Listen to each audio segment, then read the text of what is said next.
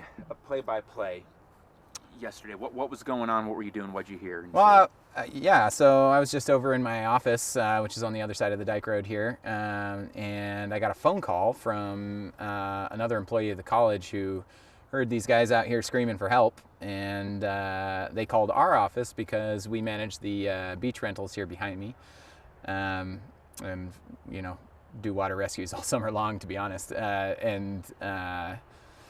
yeah, so they thought that if somebody could just get to those guys pretty quickly in a kayak, that, you know, they can help them out. And so, yeah, I just grabbed a kayak and paddled out there. I got there about the same, by the time I was getting in the water over here, the sheriffs and the fire department were coming out of the marina just across the river there. And we got to these guys at about the same time, so. You got out there, what were you seeing? What was going on? I saw an upside down boat, a bunch of gear everywhere, and two guys were on top of the or sort of, you know, holding on to the upside down boat, which is exactly the right thing to do. If you're out there and you flip your boat, you never want to abandon the thing that, you know, you can hold on to. They weren't wearing PFDs and they didn't have cold water gear on, so it could have gone, if they hadn't been in earshot, it could have been pretty bad. But, you know, I think that the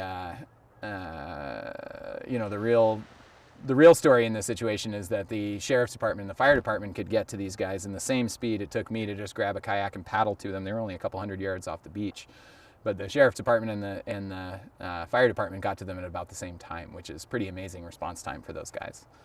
A lot easier for them to pull those people, you know, these two guys into their boat than it would have been for me to tow them back to the beach in the kayak. But after they pulled him out of the water, I just helped the sheriffs clean up all the duck decoys and some guns and a bunch of other stuff that was floating in the water. Probably would have gone down the river, but yeah.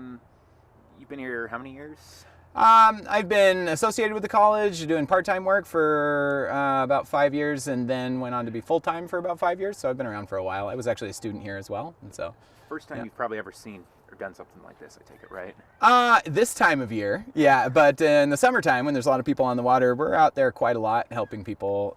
Obviously we rent equipment out here and we have to be on deck to help out our renters if they run into trouble out there. We're not lifeguards, but if somebody's in trouble out there, we'll go help them, and it's happened in the past. My associates have had similar instances, you know. We train students in swiftwater rescue techniques and how to be raft guides and things like that. And so, you know, it's not that far out of that wheelhouse. So, yeah. When you got to those guys, what were they saying? What were they doing? Well, like I said, I got there right at the same time as the sheriff. So the sheriffs kind of took over the scene, but they were talking.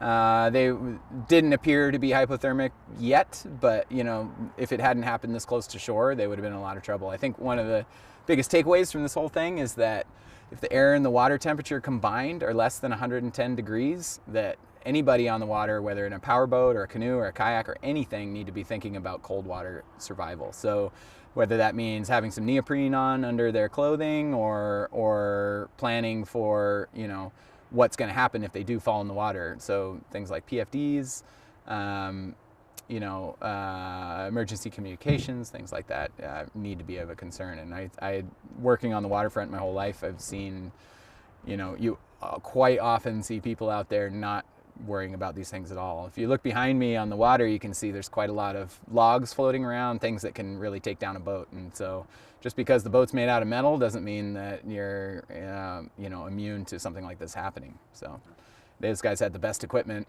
but you know, probably, you know, just took a weird wave and you know, the boat went over. So yeah. You were just telling me now, but kind of give me another play-by-play of you're in your office doing your thing.